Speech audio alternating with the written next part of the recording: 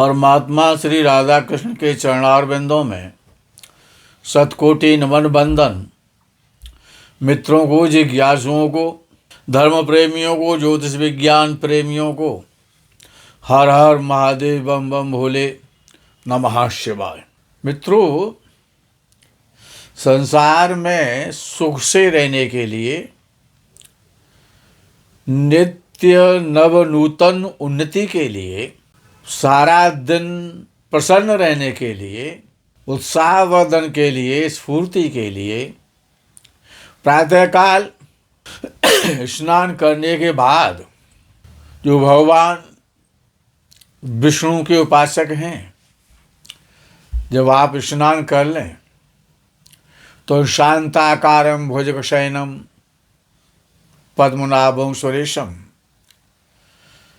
ये 4 लाइन का श्लोक है। इससे भगवान विष्णु को प्रसन्न करें, उनका स्तवन करें, चिंतन करें। गोविंद गोविंद हरे मुरारे, गोविंद गोविंद मुकुंद कृष्ण, सुखावसाने त्वदमेव सारं, दुःखावसाने त्वदमेव गेयम्। मंगलम भगवान विष्णु मंगलम गौड़ध्वज। तो मूकं करोति वाचालं पंगुं लंघयते गिरं, यत्कृपा तमहं वंदे परमानंद माधवम। इस प्रकार से जो भगवान विष्णु से संबंधित साधना है, ध्यान है, जो विष्णु के उपासक हैं, जो वैष्णव हैं, उनको अपने दिन को सुखमय और उत्तम बनाने के लिए ये स्तुति प्रायः बोलनी चाहिए। जो छात्रावस्था में रहते हैं, जो छात्र हैं, जो स्टूडेंट हैं, जो पढ़ रहे हैं, उनके लिए वीणा वादिनी शारदा देवी सरस्वती, या कुंदेन्दु तुषारहार धवला, या शुभ्र वस्त्रावृता, सुकुलां ब्रह्म विचार सार परमा माद्याम जगद व्यापिणी।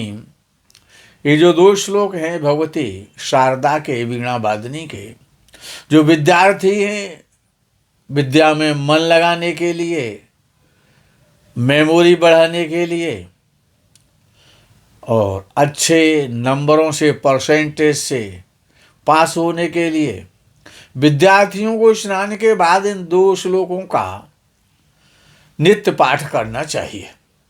जो भगवान सदाशिव विश्वेश्वर भगवान के जो उपासक हैं, उनको यम शैवा समुपासते शवेति ब्रह्मेति वेदांतिनो, बौद्धा बुद्ध इति प्रमाण पटवा करति इति नैयायिकाः, अरहर नित्य दजैन शासनता करमेति मीमांसका, सोऽयं वो विदधादवांशित फलं त्रैलोक्यनाथो हरिः, यम ब्रह्मा वरुणेन्द्र रुद्रमरुत। इस प्रकार के भगवान शंकर के, विश्वेश्वर भगवान के जो श्लोक हैं, जो ध्यान है, चिंतन है, उनका पाठ करना चाहिए। तो आपका दिन सुखमय और प्रसन्नतायुक्त व्यतीत होगा। जो भगवती क्षीरावाली जगदम्बा दुर्गा देवी को उपासक हैं, उनको या श्री स्वयं सुकृतनाम भवनीषु लक्ष्मी, पापात्मनां कृतधियां हृदयेषु बुद्धि, या नमो देव्यै महादेव्यै शिवायै सततं नमः, या फिर जय तुम देवी चामुंडे जय भूतातहारिणी, या देवी सर्वभूते विष्णुमायेत शब्दता, नमस्तस्यै नमस्तस्यै नमस्तस्यै नमो नमः, या देवी सर्वभूतेषु लक्ष्मी रूपेण संस्थिता। इस प्रकार से जो भगवती जगदम्बा को प्रसन्न करने के लिए जो ऋषि मार्कंडेय ने जो श्लोक बनाए हैं, उनका जगदम्बा जो दुर्गा देवी को उपासक हैं, जो शाक्त हैं, जो शक्ति को उपासक हैं, वो उनको नित्य प्रातः स्नान करने के बाद इन श्लोकों से भगवती जगदम्बा का चिंतन बंदन करना चाहिए। तो आपका दिन बहुत अच्छा व्यतीत होगा। या भगवान शंकर के जो विशेष रूप से साधना करने वाले हैं तो उनको शिव पंचाक्षर जो स्तोत्र है, नागेंद्र हाराय त्रिलोचनाय भस्मांगराय गाय महेश्वराय, यहाँ से प्रारंभ होता है और पंचाक्षरमिदं पुण्यम यह पठे च वसन्निधौ, यहाँ तक ये श्लोक जो है, ये 5 श्लोक हैं शिव पंचाक्षर स्तोत्र के। पंचाक्षरी स्तोत्र का नित्य पाठ करना चाहिए, भगवान शंकर प्रसन्न होंगे, आपका दिन आपकी रात्रि को अच्छा करेंगे, आपका मन प्रसन्न रहेगा। जो भगवान श्री राम के उपासक हैं, आपदामपहर्तारं दातारं सर्वसंपदां लोकाभिरामं श्रीरामं भूयो भूयो नमाम्यहम्, या नीलाम्बुजश्यामलकोमलांगम, या राम रामेति रामेति रमे रामे मनोरमे, सहस्रनाम तत्तुल्यं राम नाम वरानने। इस प्रकार के जो भगवान श्री राम के जो श्लोक हैं, उनको जो राम के उपासक हैं उनको इनका नित्य पाठ करना चाहिए। प्रातः काल एक बार कर लें, भगवान श्री राम प्रसन्न होंगे, आप भी प्रसन्न होंगे।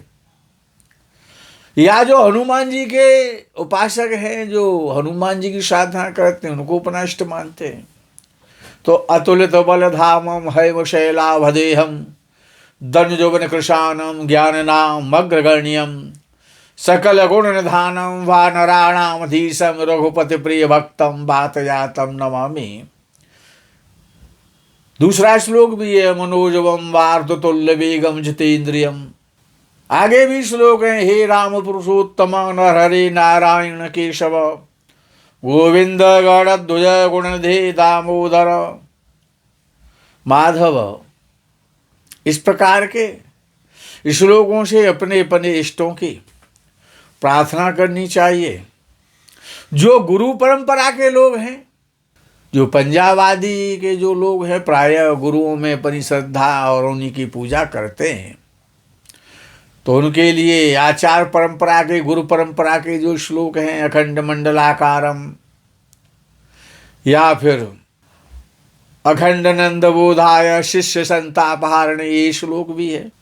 अज्ञान तिमिरांधस्य ज्ञानांजन शलाकया, ये भी गुरु को प्रसन्न करने का श्लोक है। गुरु ब्रह्मा गुरु विष्णु, ये भी गुरु जी का ही श्लोक है।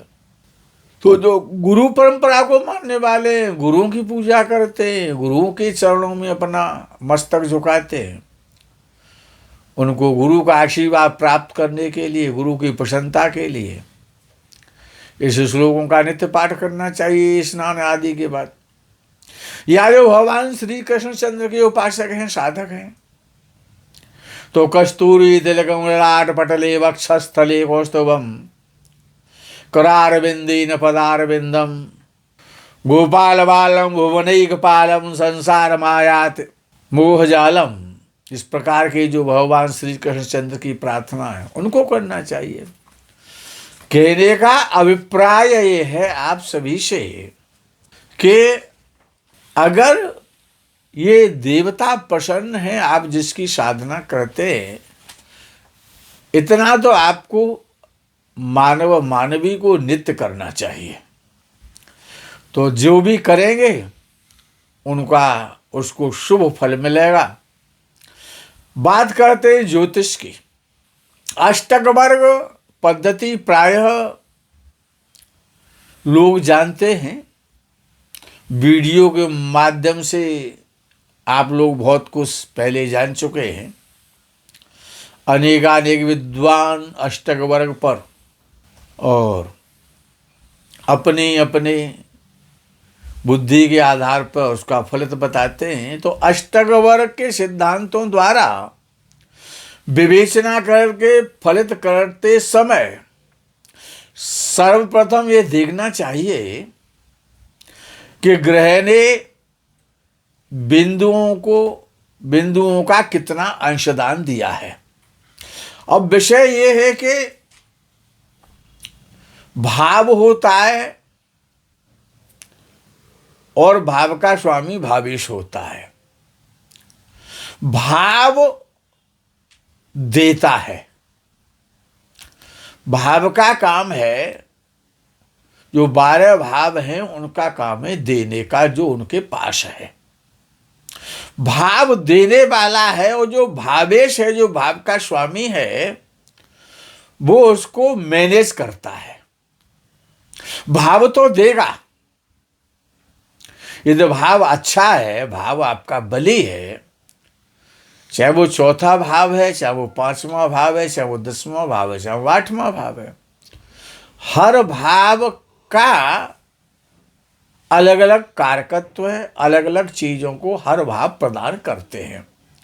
लेकिन जो भाव का स्वामी होता है, जो भाव लॉर्ड होता है, वो उस भाव के द्वारा दी हुई चीजों को मैनेज कर रहा है या वो नहीं कर रहा है, ये भावेश पर निर्भर करता है।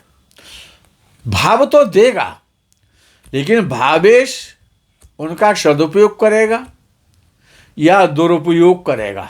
तो विषय आता है कि यदि कोई ग्रह, अब 7 ग्रह हैं, राहु केतु को अष्टक वर्ग में सम्मिलित नहीं किया गया है।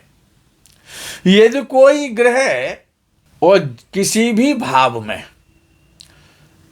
5 या 5 से अधिक, 5, 6, 7, 8 ये तो पॉइंट दे रहा है, अंक दे रहा है किसी भी भाव के लिए, और जिस भाव के लिए सपोज करो कि किसी ग्रह ने 12वें भाव के लिए और 6 पॉइंट दे रखे अपने भिन्नाष्टक वर्ग में, अपने भिन्नाष्टक वर्ग में उसने 6 पॉइंट दिए 12वें भाव को, और 12वें भाव में 28 या 30 कुल पॉइंट हैं, जिसमें के 5 में वो 5 पॉइंट, और मान लीजिए शनि नहीं दिए, मान लीजिए 12वें भाव को शनि ने 5 पॉइंट दिए हैं, और मान लीजिए किसी की सिंह राशि है,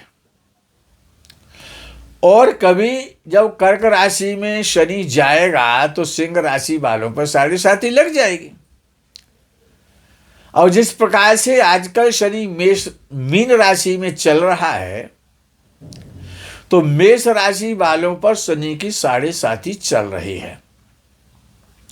अब देखना यह है कि जिस भाव में आपकी मेष राशि आती है, आवश्यक नहीं है कि आपकी मेष राशि लगन में ही हो।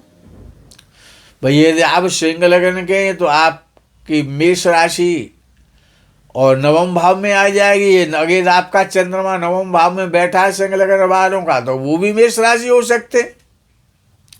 अब मान लीजिए कोई सिंह लगन का व्यक्ति है, उसकी मेष राशि है, और तो चंद्रमा अर्थात 9वें भाव में बैठा हुआ है, इसलिए उसकी मेष राशि है।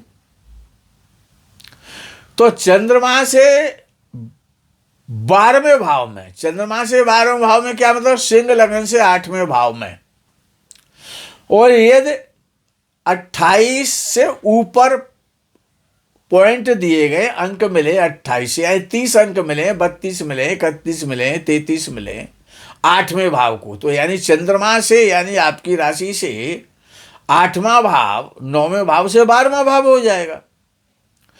और अगर मेष उस भाव में, मीन राशि में जो लगन से 8वां भाव है सिंह लगन वालों के लिए, और मेष राशि से 12वां भाव है, तो अब आपको देखना है कि मीन राशि में कुल कितने पॉइंट हैं।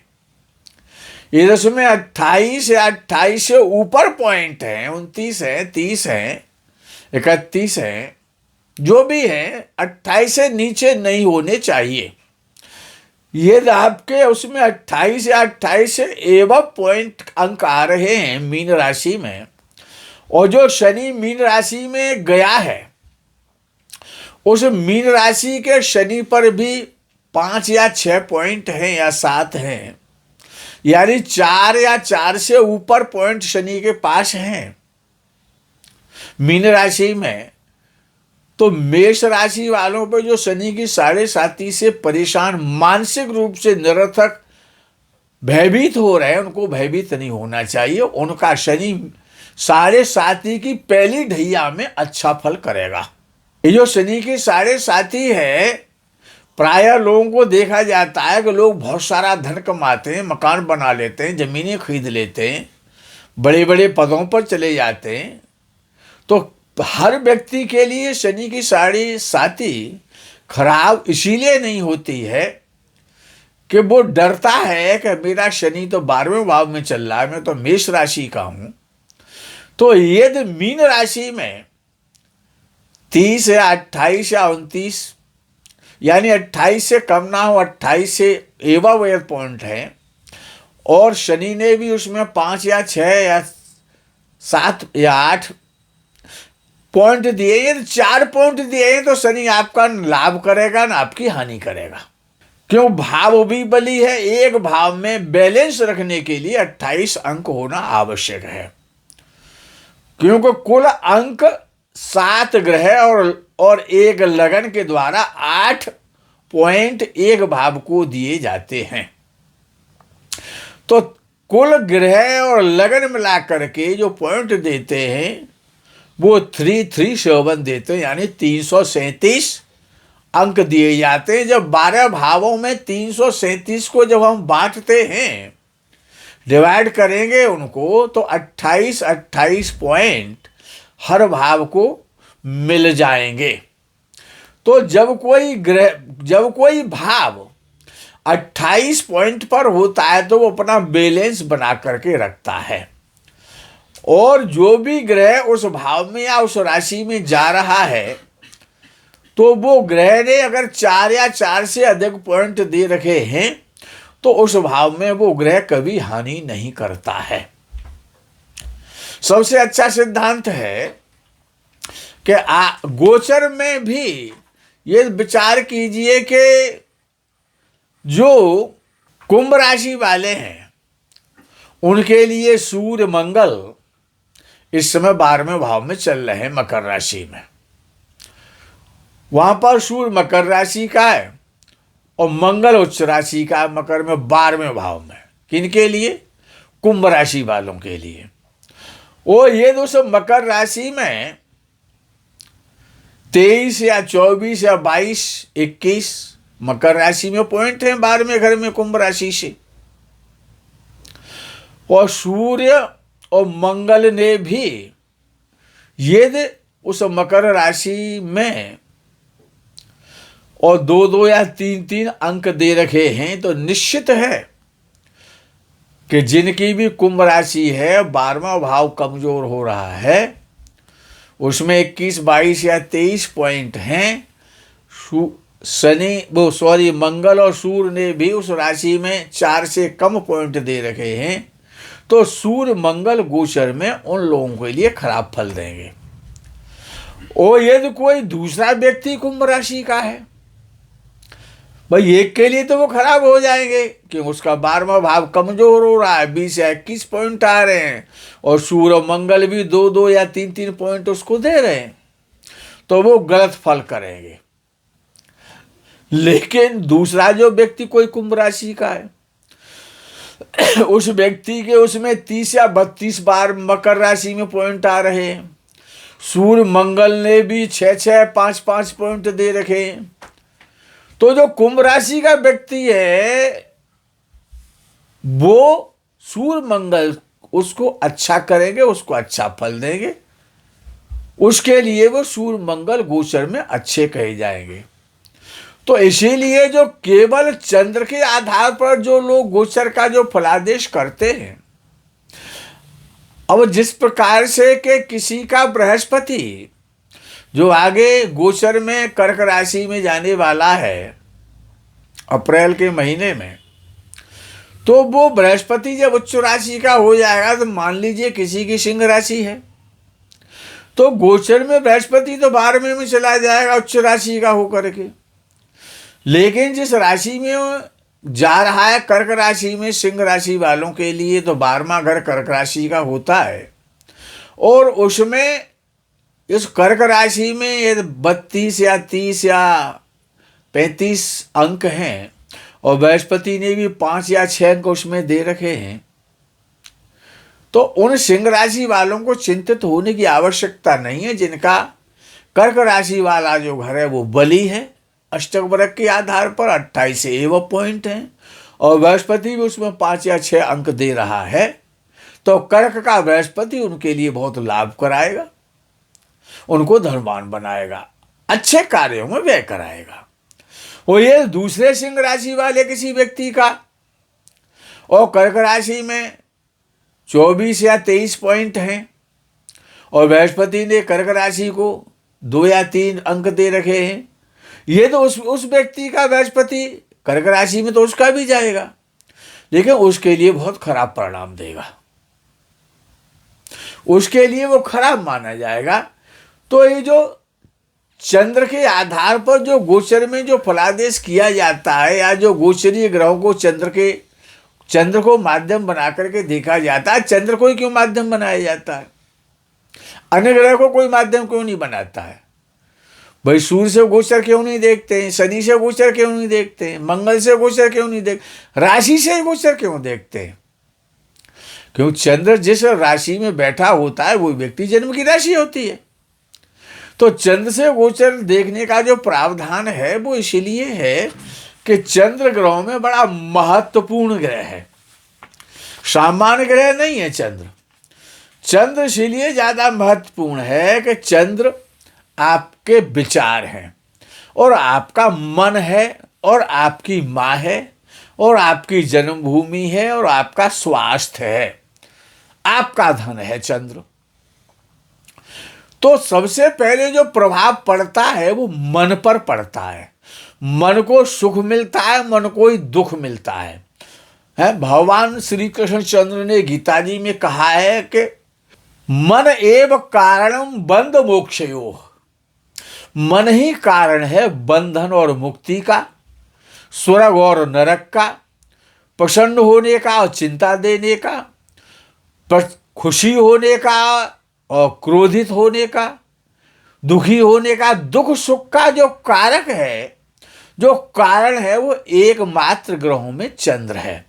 क्योंकि चंद्र मन है तो मन को ही सुख दुख होता है, मन को ही सब कुछ प्राप्त होता है, इसीलिए चंद्र को गोचर का लोग आधार मानते हैं। क्योंकि चंद्र आपकी बौद्धिक क्षमता है, आपकी बौद्धिक स्थिति, आपकी मानसिक स्थिति है और समाज के प्रति आपका व्यवहार कैसा है, आपके विचार कैसे हैं।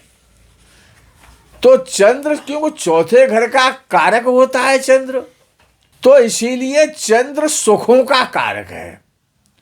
और जब चंद्र पीड़ित होता है, चंद्र कब पीड़ित होता है कि चंद्र से 12वें घर में, चंद्र से 6वें घर में और चंद्र से 8वें घर में, चंद्र से दूसरे घर में या चंद्र के साथ जब पापक ग्रहों का संयोग बनता है, क्रूर ग्रहों का गोचर में जब संयोग बनता है तो आपके मन को पीड़ा होती है, आपके धन को प्रभावित करता है, आपका स्वास्थ्य प्रभावित होता है, आपका बीपी प्रभावित होता है।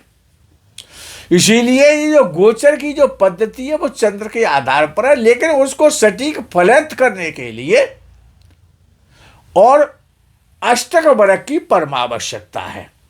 तो विषय यहां आता है कि चंद्र कितना आवश्यक है कि भाई आपके विचार, आपका मन जिसके साथ मिलेगा, भाई आप जिसके साथ आपका मन मिल जाएगा, जिससे आपका मन लगेगा, उसकी आप बात सुनेंगे, उसके पास आप बैठेंगे, उसको आप दोस्त बनाना चाहेंगे।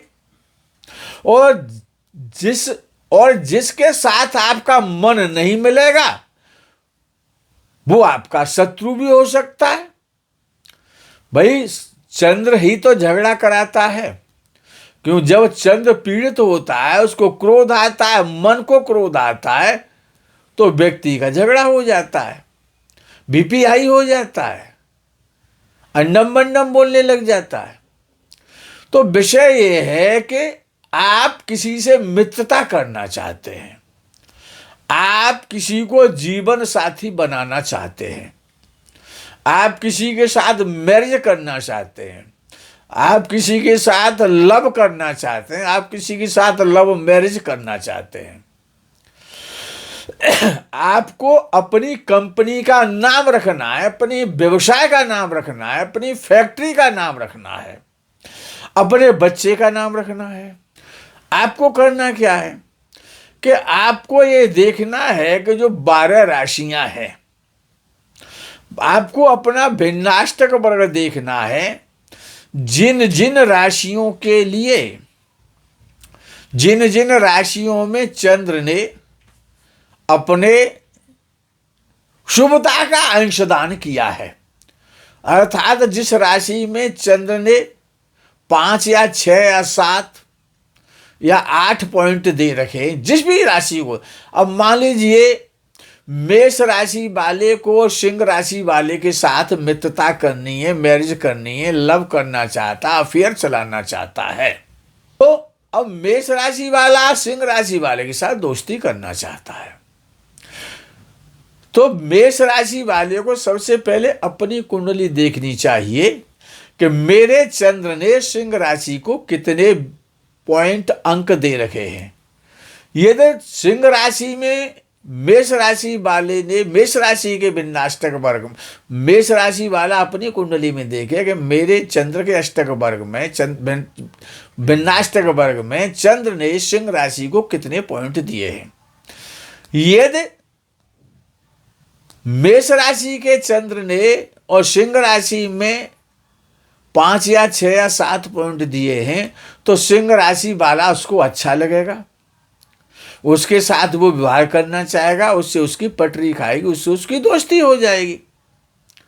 लेकिन देखना ये भी है कि जिस सिंह राशि वाले के साथ मेष राशि वाला दोस्ती करना चाहता है, अपने संबंध चलाना चाहता है, तो सिंह राशि वाले की भी कुंडली देखी जाए कि सिंह राशि का जो चंद्रमा दूसरे व्यक्ति की कुंडली में है, जिसके साथ मेष राशि वाला अपना व्यवहार रखना चाहता है, तो सिंह राशि वाले को भी अपनी कुंडली देखनी चाहिए कि उसके चंद्र ने मेष राशि में, उसके भिन्नाष्टक वर्ग में 5, 6 या 7 पॉइंट दिए हैं, तो ये दोस्ती हमेशा चलेगी। आपस में कोई विवाद नहीं होगा, एक दूसरे के वो शुभचिंतक रहेंगे, आपस में उनका मन मिलेगा, विचार मिलेंगे, एक दूसरे के पास बैठने से सुखी होंगे, उनका व्यवहार आजीवन चलता रहेगा। लेकिन एक ने 5 पॉइंट दिए और दूसरे ने 2 पॉइंट दिए हैं, तो जिसने भी 2 पॉइंट दे रखे हैं सामने वाले राशि को, तो वो उसके लिए कठोर व्यवहार करेगा, उससे अपनी दोस्ती खत्म कर लेगा, उसको नहीं चाहेगा। एक चाहे और दूसरा नहीं चाहता है, ये चंद्र ही बता सकता है। चंद्र बताता है कि आपको किस राशि के नगर में रहना चाहिए, किस प्रदेश में रहना चाहिए, किस शहर में रहना चाहिए, किस देश में जाना चाहिए। हर देश की राशि है आपके चंद्र ने आपके भिन्नाष्टक वर्ग में, और कितने कितने किस किस राशि को पॉइंट दे रखे हैं, उसी आधार पर। और आपको किसी देश में जाना चाहिए, किसी शहर में रहना चाहिए, किसी से व्यवहार करना चाहिए। आपकी अपनी फैक्ट्री का जो नाम रखा है, अपनी कंपनी का जो नाम रखा है, उसकी राशि तो है कोई न कोई। जब उसकी कोई राशि है तो आपका चंद्र उस राशि में अगर कम नंबर दे रहा है, तो आपको वो एक दिन फैक्ट्री बंद करनी पड़ेगी, आपकी फैक्ट्री नहीं चलेगी, आपके वो फैक्ट्री का काम खत्म हो जाएगा। यदि आपके चंद्र ने और आपकी फैक्ट्री वाली या कंपनी वाली राशि को और यदि ज़्यादा नंबर दे दिए हैं, तो आपका मन आपकी फैक्ट्री में लगेगा, आपकी फैक्ट्री आगे बढ़ेगी। लेकिन विषय ये है कि फैक्ट्री की कुंडली कैसे बनेगी, तो फैक्ट्री की भी, कंपनी की भी कुंडली होती है, फैक्ट्री की भी कुंडली होती है। फैक्ट्री का भी कोई डेट ऑफ बर्थ टाइम होता है, उस टाइम के आधार पर आप अपनी फैक्ट्री की, अपनी कंपनी की कुंडली बना लीजिए। जैसे आप अपने बच्चे की कुंडली बनवाते हैं तो उसमें भी date of birth, time of birth, place of birth होता है। इसी प्रकार के आपकी कंपनी की, आपकी फैक्ट्री की, आपके नाम की, और वो राशि बनती है जो आपने नाम रखा है। क्या वो नाम, वो राशि आपको सूट करता है कि नहीं करता, ये भी आपका चंद्र बताएगा। और फैक्ट्री का चंद्र बताएगा कि आपकी फैक्ट्री आपके लिए कितनी सूटेबल है। आपको वो फैक्ट्री के द्वारा, उस कंपनी के द्वारा आपको लाभ मिल रहा है कि नहीं मिल रहा है। तो ये सारी चीज अच्छे सुयोग्य ज्योतिषियों से दिखवानी चाहिए सुख प्राप्त करने के लिए है। उस कंपनी को, फैक्ट्री को चलाने के लिए, लाभ लेने के लिए, मित्रता चलाने के लिए, शादी चलाने के लिए, दोस्ती चलाने के लिए चंद्र बहुत इंपॉर्टेंट ग्रह है। चंद्र के पास जितने अधिक, और वो भाव कितना बली है, वो भाव कितना बली है, वो राशि कितनी बली है, आपके चंद्र ने उसमें कितने अंक दे रखे हैं, ये आप अपनी कुंडली के द्वारा हर व्यक्ति के लिए, हर स्थान के लिए, हर शहर के लिए, हर कंपनी के लिए, हर नाम के लिए, और आप ये निर्णय करा सकते हैं। आपके पुत्र की और पिता की आपस में कितने मधुर संबंध रहेंगे, ये पिता का चंद्र और आपका चंद्र, एक दूसरे के चंद्र जो राशियां हैं उनको आपको चेक करना पड़ेगा कि पिता पुत्र का चंद्र आपस में कितने कितने अंक दे रहे हैं, पति पत्नी के मध्य में कितने अंक मिले हुए हैं, तभी उनके आगे संबंध चलेंगे, उसमें मधुरता रहेगी। अगर कम नंबर मिले हैं तो उसमें खटास आ जाएगी और नित्य झगड़ा होगा, परेशानियां बढ़ेंगी। मित्रों, आज के इस प्रकरण में यही विराम करते हैं। आगे के प्रकरण का आप इंतजार करें। तब तक के लिए हर हर महादेव, बम बम भोले, नमः शिवाय, जय गौ माता की।